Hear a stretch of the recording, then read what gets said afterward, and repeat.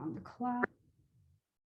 All right, so again, my name is Manisha. I'm the interim director here at Health Professions Advising. Today, we're going to be talking about traditional behavioral and situational judgment interviews and how to go about approaching them. I'm going to go ahead and turn off my camera during the presentation. But again, you're always welcome to unmute yourself or put any questions in the chat. And before I tell you about traditional behavioral or situational questions, just looking to hear what other folks have heard in terms of what they're like or how to go about addressing it. Anyone want to share your thoughts?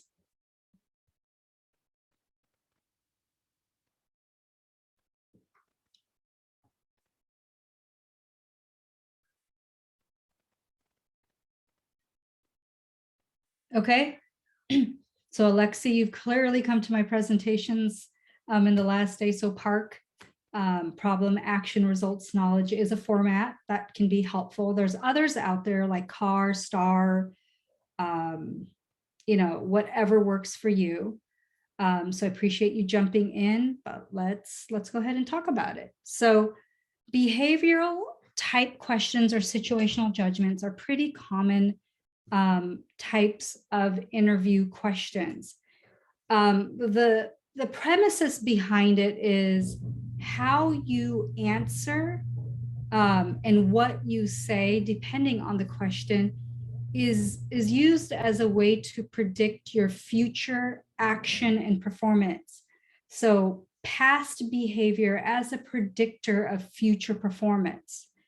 Behavioral questions are asking you to think about your past experiences and describe how you handled it. This could be framed as, tell me about a time when you did something, or can you give me an example of? Situational interview questions present you with a hypothetical situation and ask you how you would handle them. So this would be framed as, what would you do if? How would you handle a situation if? So the when and if are really the indicators are, this is behavioral. This is asking me to bring up my own experiences. This is hypothetical. Now, you might be in a situation where you would have actually experienced what the hypothetical is. And I think, you would still want to frame the answer like, here's how I would handle it. I was actually presented with a similar type situation and took this approach, and these were the results. So if in the situational you've been presented with the actual hypothetical, I think it's perfectly fine and a good idea to just throw in like, yeah, I've been here before and this is what I did. These types of questions can definitely be interwoven into any interview, whether it be a one-on-one, a group, a panel, an MMI situation. I would expect combinations of both of these to be interwoven. The interviewer to ask you to share your experiences or to throw a hypothetical at you. So you do want to be prepared for both. So for a few minutes, I just want to focus on behavioral. And as I mentioned, really the premises is your past performance as an indicator of how you perform in the future. And that's where, as Alexi mentioned, that PARC with the knowledge gained, that last part of the question, can help them understand what you learned from this and how you might approach other situations. And so traits, it's really about attributes, right? They're looking for is, how you think, those critical thinking. Are you willing to learn? So that, again, that knowledge gained, what did I learn from the situation? Whether they're asking you about a failure, a weakness, a difficult situation, they do want to hear about that. And from your responses, when you address the, what I learned from this was, that's addressing your willingness to learn, to grow, to apply, to absorb. Your teamwork, again, depending on the question, how do you engage with the different individuals, how you support different individuals in a team situation, what role you take in a team. And just speaking about teamwork for a moment, it's not always about being in a leadership role. It's about understanding what a team needs. It might need you to be a leader. It might need you to be someone who supports others. It might need you to step in or step out for a moment. But being aware of that, your professionalism. And again, about, even if the question is about, tell us about a difficult conversation or tell us about a time you miscommunicated, it is good to share that and what you've learned in it and how it's informed you of how to frame your interactions with others. Your autonomy. How do you demonstrate your ability to be a self-starter, how to work independently, how to be proactive, how to evaluate a situation and take steps to manage what needs to be done. And at the end of the day, your self-awareness. Every one of these traits that I, spoke about is really about your self-awareness of what's going on, your self-awareness and your awareness of what's going around you.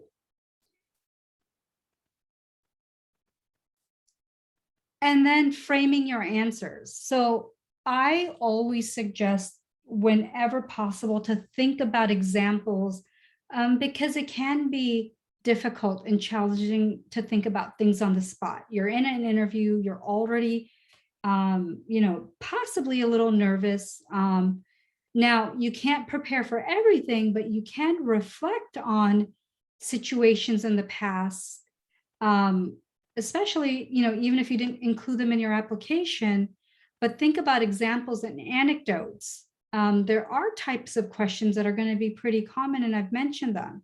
So, conflict, difficult situation, a bad news situation, a bad communication or a good communication situation, a weakness, a failure to complete something that you're really proud of, an accomplishment, a success.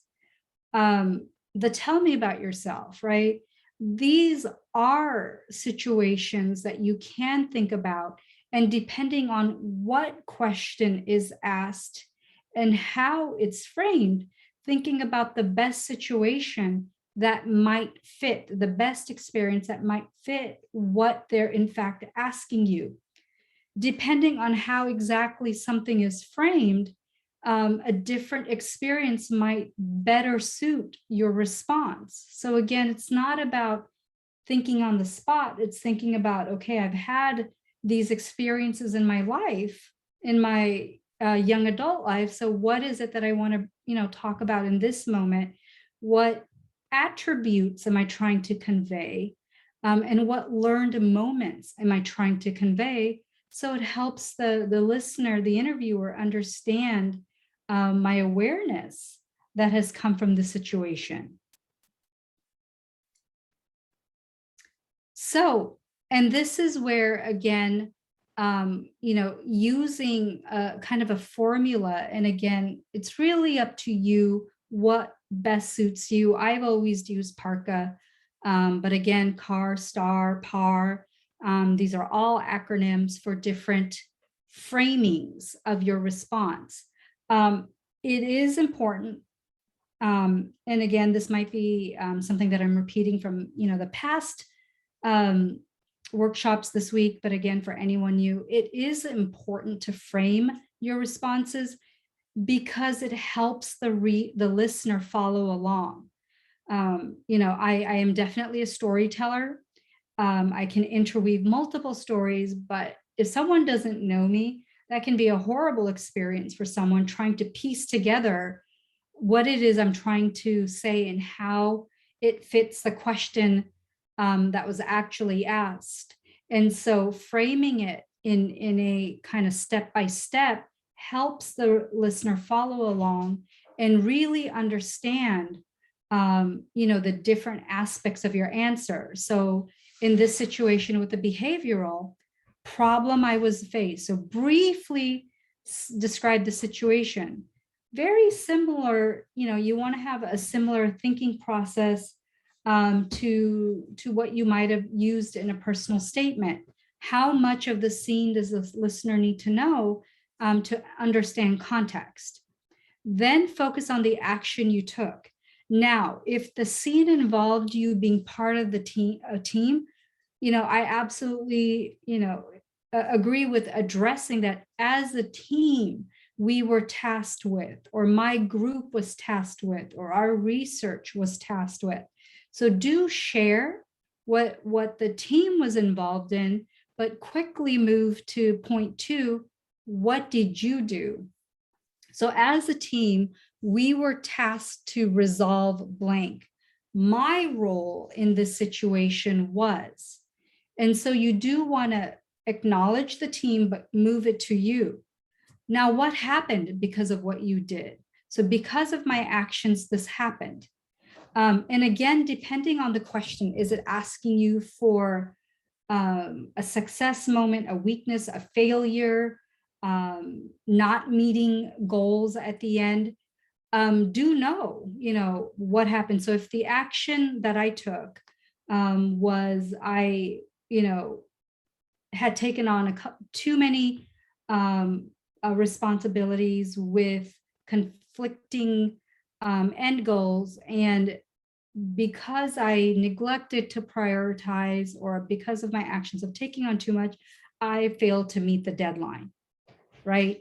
Again, remember what the question was, and your action might not always be a positive result because they're asking you for something where you might have failed or didn't communicate something the best way.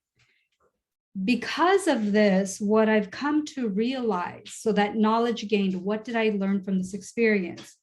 I realized that this really informed me about, I walked away from this understanding that. So this is what I learned. And then if it's appropriate for the question that was asked, application, how might I apply this in the future? What I know to do is, from what I learned, I know that I would handle this way.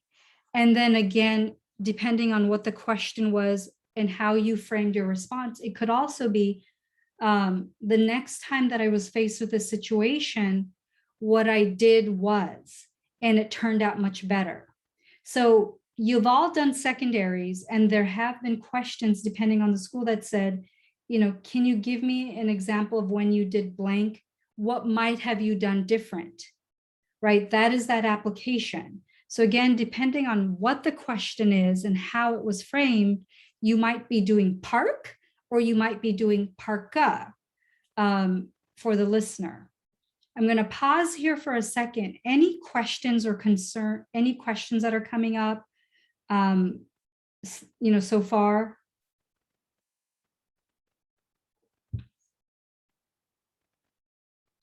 I guess just a clarifying question about the knowledge and application part of this section. So if the question is, for example, asking, describe a time when you took on too many responsibilities and failed, or something along those lines. So the question isn't directly asking about that knowledge and application portion, but that's something that you should still make sure to talk about. That's what I'm understanding from this. Absolutely. You never want to leave with, and I failed, right? Yeah. Because again, let me back up to this. Traits, right? They're listening for these traits that I've listed here, right? So if you leave with, and I failed, where is that self-awareness? Where is that willingness to learn? So yes, you always want to at least hit park. What I learned from this was, and then again, depending on how you framed it, or the overall question, you could say, you know, what I plan to do next time is, if you, or the next time this happened to me, or the situation came about, what I did differently was, and there was a, you know, a very different result. So yes, even if the question isn't directly asking, what did I learn from it? It's implied, because I'm listening for that learned moment. I'm listening for what you got out of it. Should we only use the application part when the question asks for it? Again, or can we use it across the board? Part of me is, again, I don't see a problem of saying, you know, what I might do different next time is this. I don't have a problem with it if you use it. I don't know if I would use it across the board. I really think it's depending on what the question is. So if it truly is like a failure, a bad communication, I would use application. So if we're talking about a time where you just completely failed at a communication, so what I learned from this is, you know, the next time when I want to approach the situation, I would do this differently. So yes, I would absolutely use it in that moment.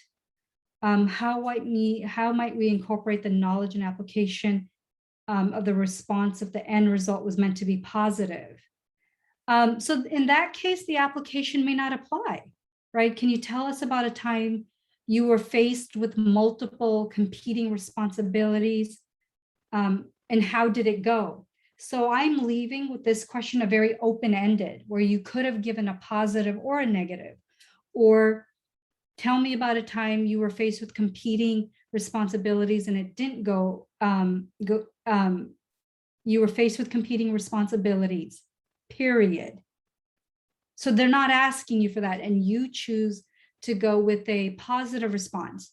Then an application might not apply. In this case, what I learned from this is really taking the time to prioritize, to make sure I'm communicating with everyone with all these responsibilities, to continue to speak with my team. That is what led to such a positive result. Done. There is no application, because I've already addressed, because of my actions, we had a positive result. Does that help, Brachi, answer your question and give you an example of when application might be appropriate and when it just isn't needed? Yes, So that does. Yeah, it's not that it's inappropriate, it's just not needed, because the knowledge gained addresses, like, because I did all these things, it led to a positive result. And the question framing left it both ways. So you could have taken a, you know, this ended in a not so positive, but what I learned from it and what the things I might do different is, or the next time this happened, I did these things, which led to a positive result. So you really get to create the narrative of the response. It's not about making a, you know, I know a lot of times with the failure or weakness, you know, you might read that, turn it around and make it a positive. I'm not saying to do that. I'm saying, tell them what you learned from it, and then either what you would do different or what you did do different, so that what they're hearing is what you learned, what you grew from it. It's not about saying, yeah, it was great and I'm always great at everything. They want to know, going back to that slide, is I am willing to learn. I am a learning person and I'm a growing person. And that is the most important thing about being a future health professional, is just because you got a healthcare education, you're not perfect. But every time something comes across you, you can either apply your knowledge, apply these skills, or use that as a learning moment. That's what they're listening for. Does that make sense? why everything doesn't have to be a positive answer, or let me reframe it so that my weakness is actually a strength. So let's take the classic example of a weakness people try to turn around. So what is it? I take on too much. Everybody hear about that one? When people use that as a weakness? So one weakness that I have is I take on too many responsibilities. So there was a time where, I was, as the president of my student group, I was tasked with of taking lead in our annual fundraiser. I was also at a critical moment in my research lab. And I was also tutoring the student through their finals. It was a lot going on. I had a lot of competing deadlines and results. But you know what? It ended well because I calendared everything. I made time. Somehow I never slept and I made it through this all, right? Classic. I tried to turn around this. The question was asking for a weakness. I told them I took on too much. And then I tried to turn around and say, how cool am I? I did everything great. Did I, in fact, answer the question? Do you think I answered the question? What is a weakness of mine? Nope. I try to sound cool, right? That didn't answer the question. And if you do this, you're actually avoiding the question. Now, let's reframe this. So there was a time where I was the president of my student group tasked with leading our annual fundraiser. My PI at my lab also asked me to rewrite a protocol. We lost our animals and we had to start over from scratch. And I was tutoring this student through their finals, someone I had committed to making this. I dropped the ball. I forgot in my student group, in my fundraiser, to actually reach out to blank. With the PI, I prioritized that. And that worked out, but I dropped the ball with that and I canceled last minute on this student. They still did fine, but personally and professionally, I was embarrassed of that last minute cancellation. So the weakness is I took on too much. And in this case, it didn't turn out well. What I learned from this is to be very mindful of my plate and what I commit to, and working really hard to prioritize and calendar my activities so that I don't have a last minute moment that I forgot something. Had I created a spreadsheet for the fundraiser of all the tasks, I would have done a better job of keeping in mind what I was trying to achieve. What I did next time, if there was a next time, or I could have said in the future, which is what I addressed.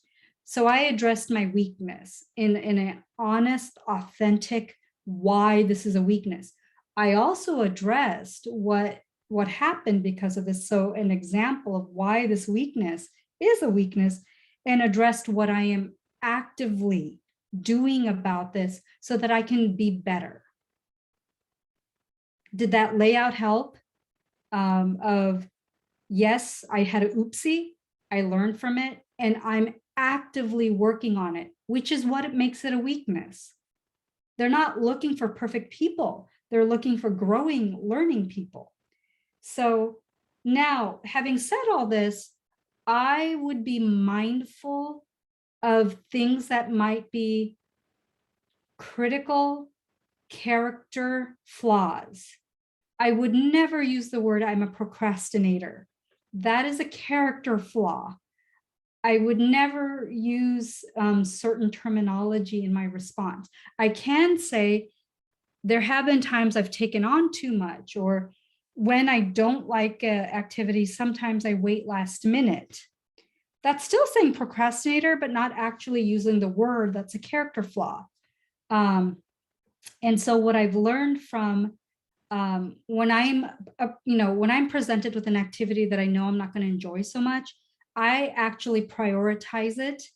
I've actually taken time to prioritize it. So I'm going for application.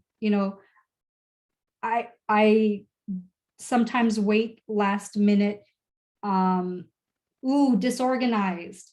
I might frame it at sometimes when I'm presented with too many activities, in the past, I failed to meet deadlines. Here's an example. What I've learned from that and what I'm currently doing to help myself is calendar things, prioritize things, create checklists.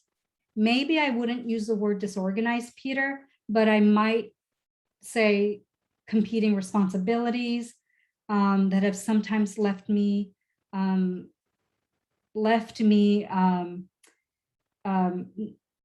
struggling, right? So sometimes there are words that have a very strong bias against them that we want to be careful about. I described disorganized without using the words, trying to move forward in PARCA to knowledge gained in application. I don't want to focus on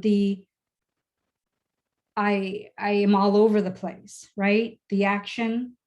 I'm quickly moving through results, knowledge gained in application, right? I'm focusing on the learning moments and how I'm applying this so that I'm showing them I'm a learning person, not a perfect person, but a learning person. So certain words have a strong bias, procrastinator, disorganized, but there are ways to frame it and focus more on knowledge and application. Does that help?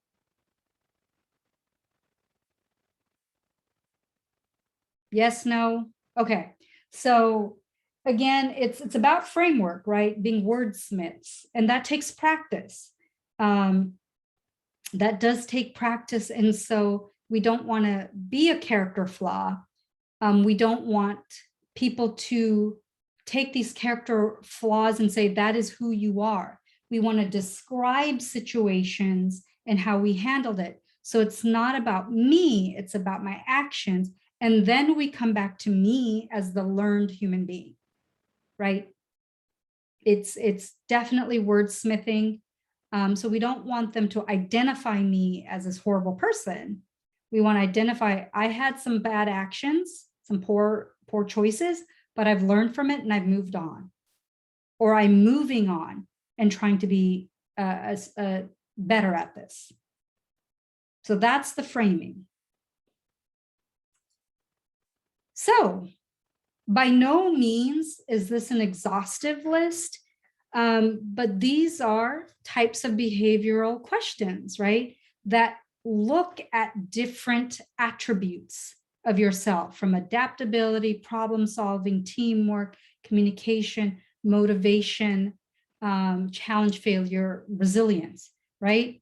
A failure can easily be tied to resilience using PARCA, that application, right? How I bounced up, how I learned from it and moved on from it. So failure is always, or frequently tied to resilience, growth moments. So again, this isn't an exhaustive list, but these are examples of what you're listening for, and what the listener is listening for in terms of the question. So in thinking about the example you might use, you might take a moment and think about, what is it that this question might be? What attributes is the question seeking? I don't want you to get stuck in, I don't know how to answer this, right? But take a moment to think about, what might they be listening for when they ask this question? Then, out of all the examples that you have bouncing around in your head, frame the one that reveals the attributes you want to reveal. So either what might they be listening for, or what is it that I want to reveal? So again, you get to create that narrative. So again, not an exhaustive list, but examples and what they might be listening for. I'm just trying to give you some examples. to think about. Any questions?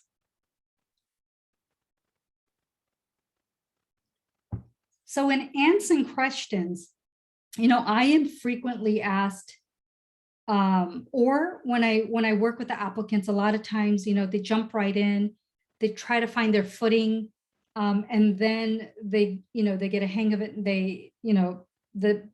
the response starts improving. I'm asking you to think about, if it's something that you're like, I'm very confident in my response in this, absolutely feel free to jump in. But it is perfectly okay to take a moment, think about it, think about the example, and then,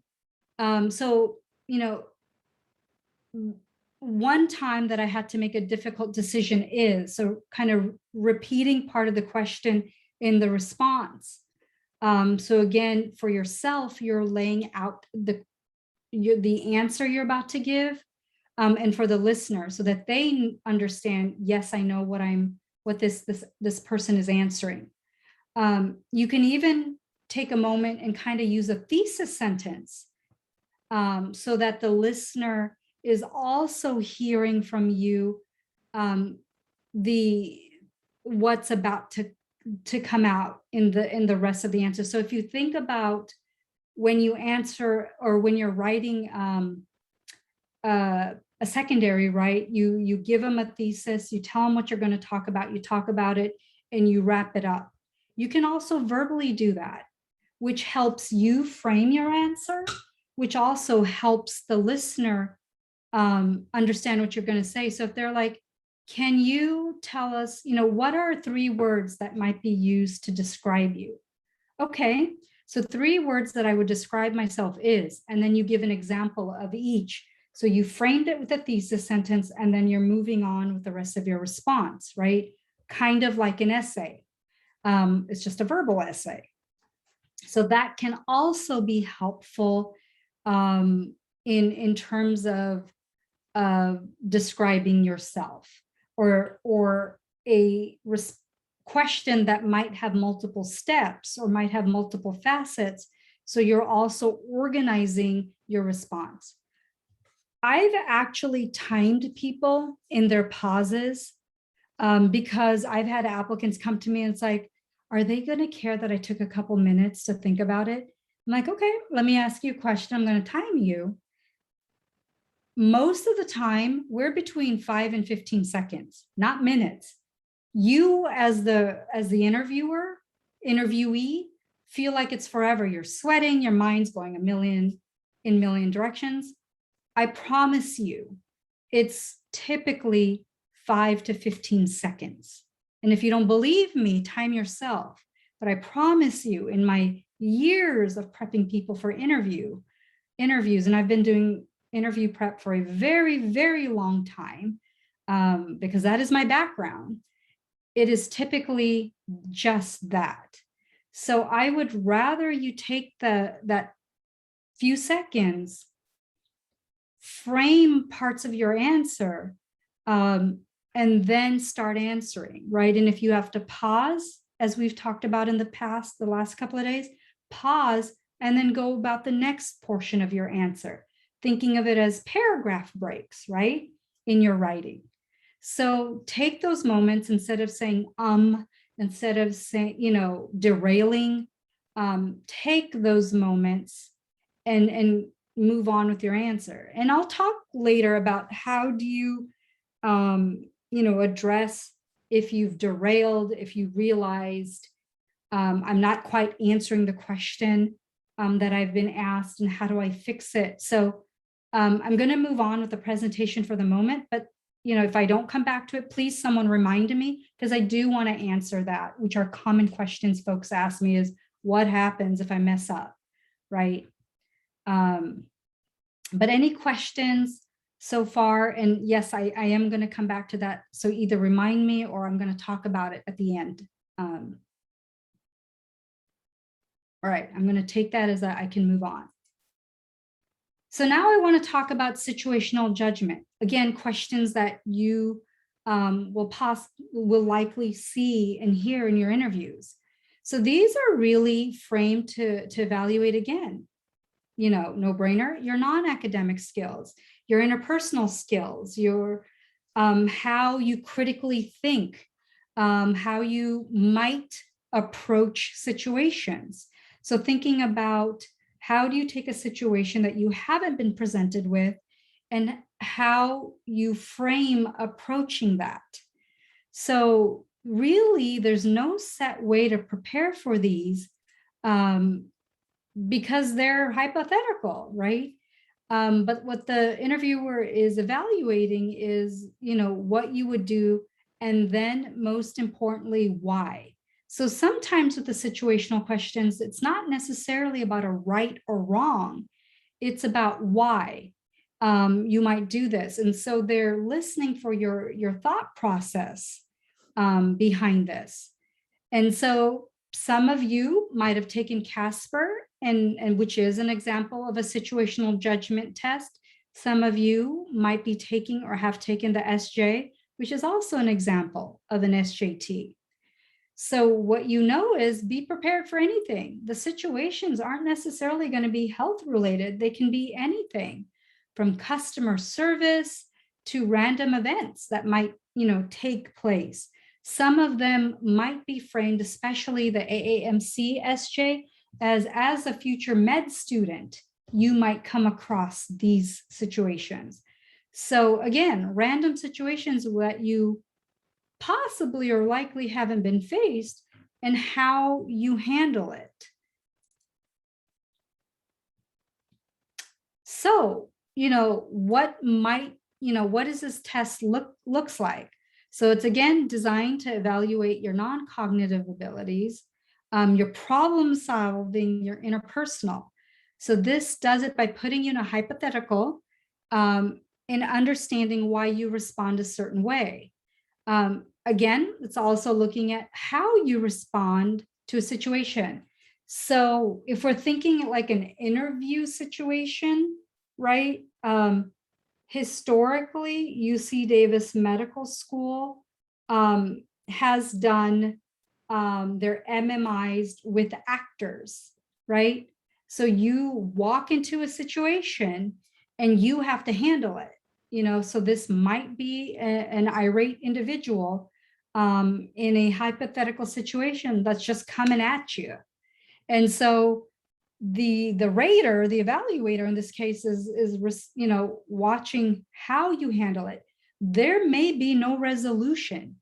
They're not looking for you to make this person happy because there might not be any resolution. This person may have been told, keep coming at you, right? And so they're looking at how you respond to the situation. So again, it just depends on what the situation or question is that they're looking for. So what competency, what interpersonal skills are you employing? And so looking to identify candidates with strong interpersonal and decision-making, right? So how you walk through the situation and why you responded a certain way.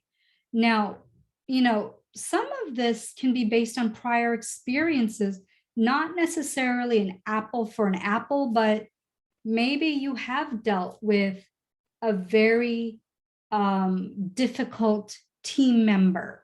And the question might be about how you're handling a difficult customer, right? So you're applying how you handled this difficult team member to how you might handle this difficult customer, right? Any questions or thoughts or what, the applying an apple to an orange situation and how me as the interviewer, how I'm sitting back and listening to all this? All right, if I don't hear from you in chat or out loud, I'm going to assume I'm good to move on. So, as I mentioned, CASPer is an example of a situational judgment, right? Has anybody already taken CASPer or planning to take CASPer?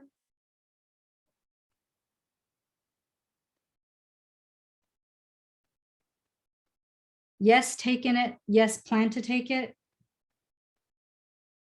I appreciate your, okay, thank you. Yes, and Madeline, I know you've come to my CASPer workshop and kind of shared your experiences. And I think we have different CASPer workshops already on our YouTube channel. But again, here's what CASPer looks like. Thinking about each section, each of those 12 stations as having a unique rater. So if you make a mistake, you moved on. CASPer was created. Thank you, Madeline. So CASPer was created by the same folks that created MMIs, right? McMaster's University out of Canada. So unique raters, if each station is unique. If you felt like I did poorly, you shake it off, you move on to the next station. It's a brand new person who's going to evaluate that. That's the wonderful thing about stations. Your performance on one isn't necessarily going to follow you to the next. You get to start brand new. Here's an example of a CASPer question. So let's get a little interactive for a moment. I want you to read this. Take a moment. And Madeline, I know, I think I used the same example in our CASPer workshop. So I'm gonna see if somebody else can step up, but let's be interactive for a moment. Does anyone want to take a stab at this? Just so we, and there's no right or wrong, right? We're just trying to hear the variations of responses. But are some folks willing to unmute themselves or put in the chat, what might they say and what they think about their friend and how they responded in social media? Just so, again, here's a moment for us to learn from each other.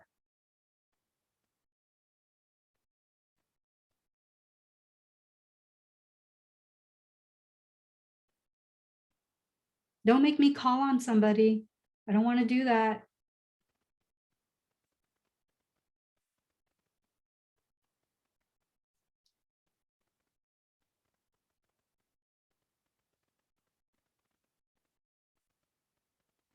All right, I'm going to call on someone. You're putting me in that position. Peter, what do you think?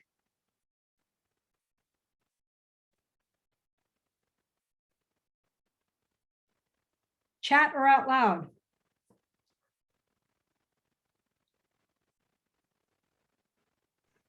I think that it would be important to clarify and understand like the friend's like frustration, feeling that his bike was stolen, but at the same time, seeing possibly there's a similar bike that was owned by John, and if in fact it was stolen. So I would want to try to address both parties and clarify by asking John, where he got that bike and going from there. Okay, thank you, Peter. I know I'm calling people out. Anyone want to add? Madeline, you want to add something to that? I would probably go down the same pathway, and because I guess with Mike getting his bike stolen, he's obviously in a heightened state. So taking the time to, hear Mike's grievances and until we get to a neutral state with him to then discuss what may have happened and whether or not, I guess this kind of plays into the second question, whether or not he was right in posting a picture to social media. So again, dealing with people in heightened states, exactly what Peter said, taking time to ask questions, clarify, and really get more information. Because a big thing with these like CASPer questions that I've learned is like, you can't take any assumptions. You have to always ask more questions and figure out what's actually going on. Okay. So Brachi, because I know you said you're going to take it. What do you think about the second? Do you believe your friend was right about posting it on social media? So personally, I don't believe that they were right in posting it, but that's not something that I would express to Mike. I think rather in talking to Mike, I'd ask again, like Madeline's, that definitely like hearing out their grievances, and then asking more information about if they've talked to John about this at all, because if you're looking to an alternative to posting on social media, often just having a direct conversation and asking like questions more like in a more informal setting rather than publicly can be more successful in resolving. Yeah. Thank you. Does anyone have a different opinion that they would be willing to share? And again, there's no right or wrong, you know, really about what they might say to Mike or about posting to social media.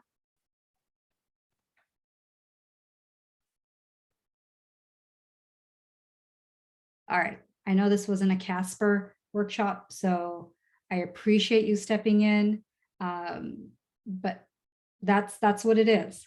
And it's okay to have competing opinions. Again, it's not right or wrong. It's about why, right? Right? It's about why. So the AAMC SJT, which also there should be a recorded workshop on our YouTube channel. Something that I think Madeline had mentioned and that she found very helpful, that if it's okay, I'm going to share. So with this one, what is very helpful is to read the questions and try to identify which competency, which AAMC competency and attribute they're looking for, and then think about what option best fits it, right? So what we do know about the SJT is, you know, healthcare education or other settings. It was developed for pre-health students, so you don't need healthcare experience. Scenarios are actually items that can just truly describe possible scenarios you can take, and then they're rating your effectiveness on a 4-point scale. So I'm going to jump into a question, and I know I've used this before, so take a moment to read it.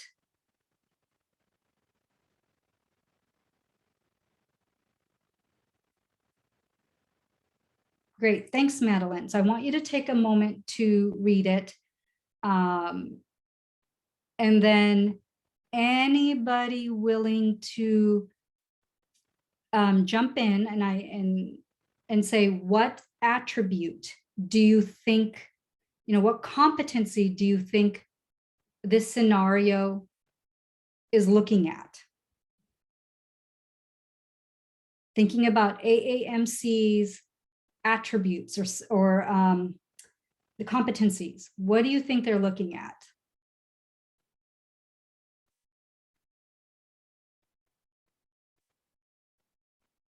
And I know some of the folks who've already taken it. So before I call on either of you, I'm going to see if anyone else is willing to jump in.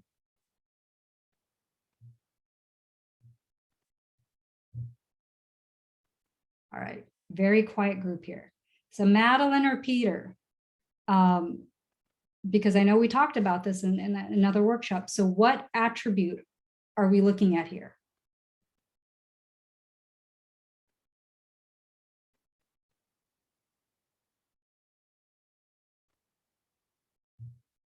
No one?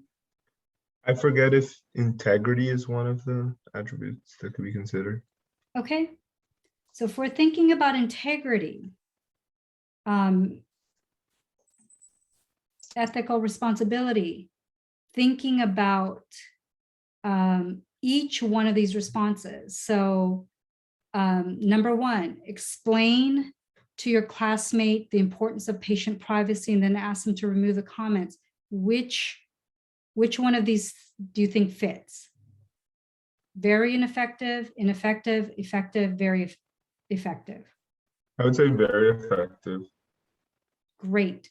So thinking about report your classmates' behavior as a privacy violation. What do you think, folks, out of the 4-point scale? Effective, okay? Read through your classmates' previous comments and see how often they comment about patience. Ineffective. Avoid reading your classmates' social media profile in the future. Ineffective. Suggest your classmates remove the comments as soon as possible.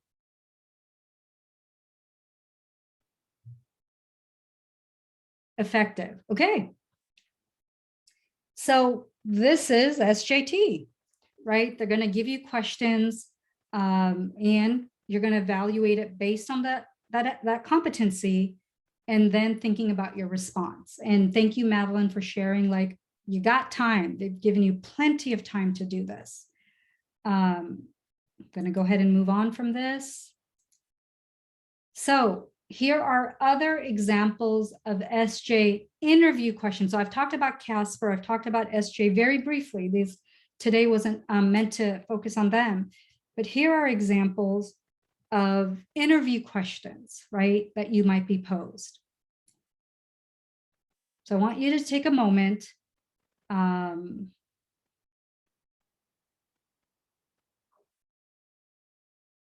Let's take the middle one right here. Oop, and it wants me to move on. Again, I don't want to put anyone on the spot quite yet, but is anyone willing to just, brainstorm some ideas of number two? And again, it's not a right or wrong, it's approach, right?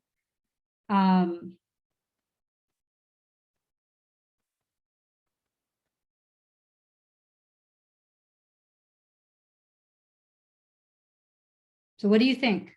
What would you do in this situation if anyone's just kind of throwing out some ideas? And again, we're just brainstorming. Your boss is wrong. I think it's important to also reflect on your own values as well, to see if you are absolutely sure if it's incorrect, and get other people's perspectives too. Okay. And then Alexi added, set up a time to meet with them in private and respectfully address the issue and present your ideas. Great, another idea. Anyone else might do something different? And again, not a right or wrong question. It's how would you approach this?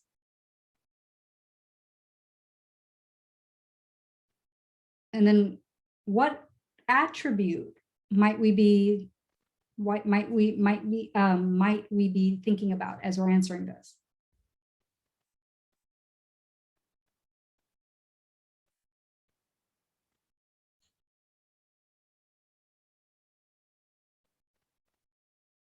Communication.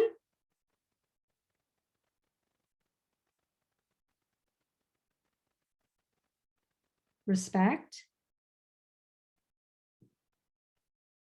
Team player.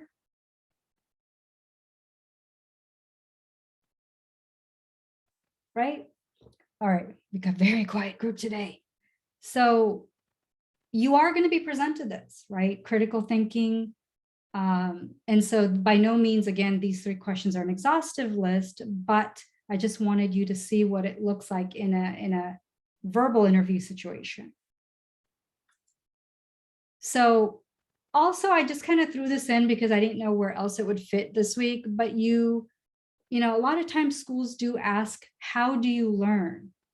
Right? We've seen this in secondaries framed multiple ways. And so these are examples of how some health professional schools approach teaching.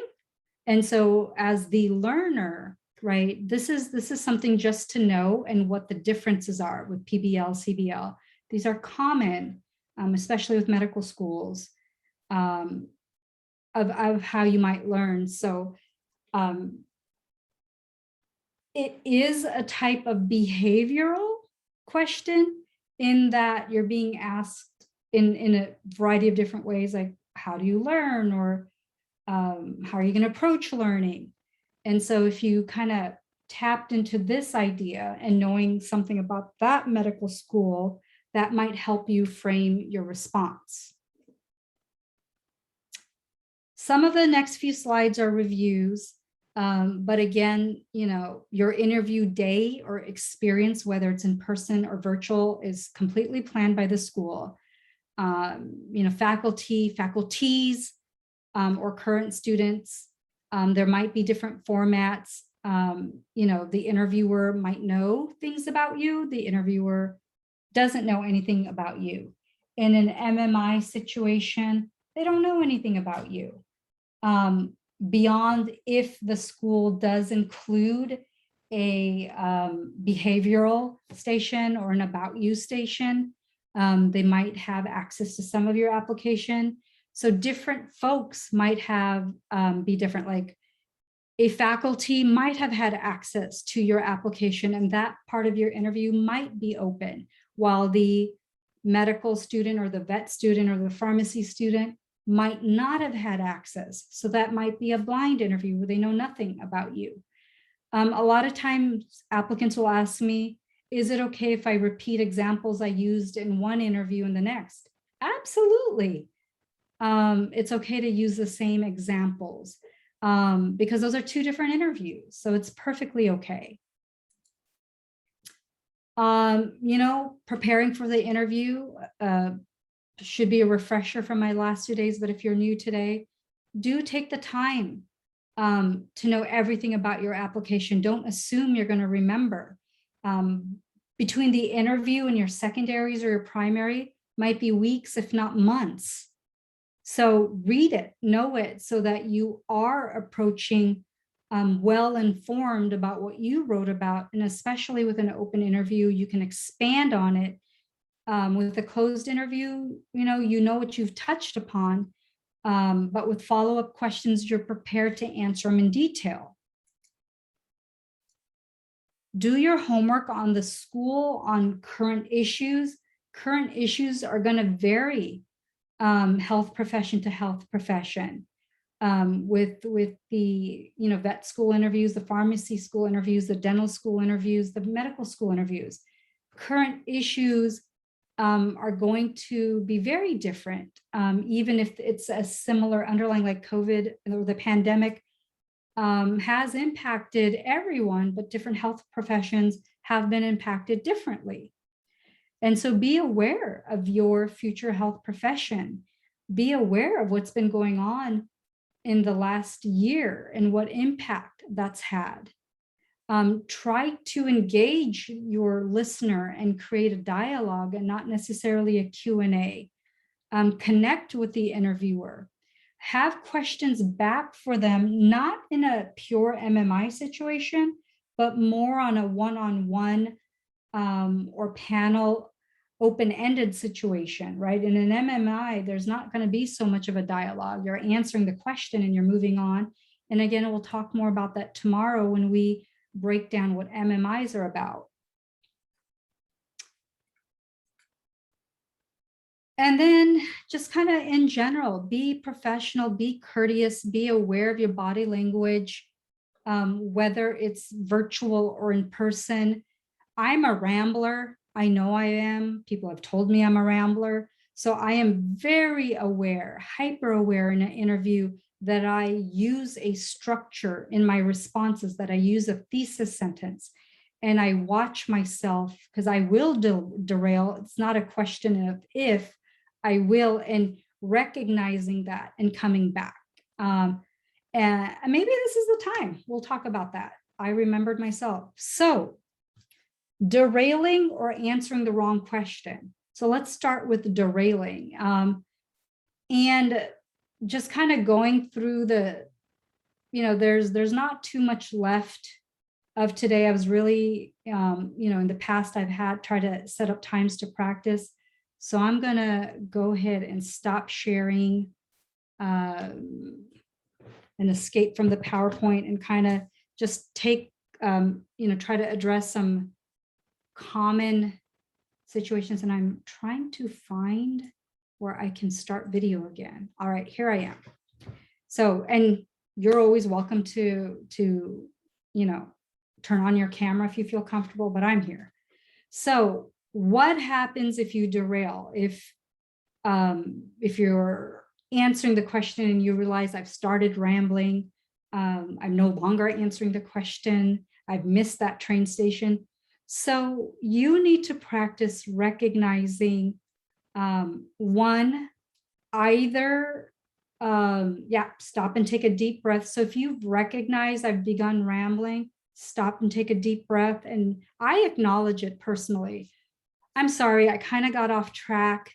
Let me go back to the question you asked me.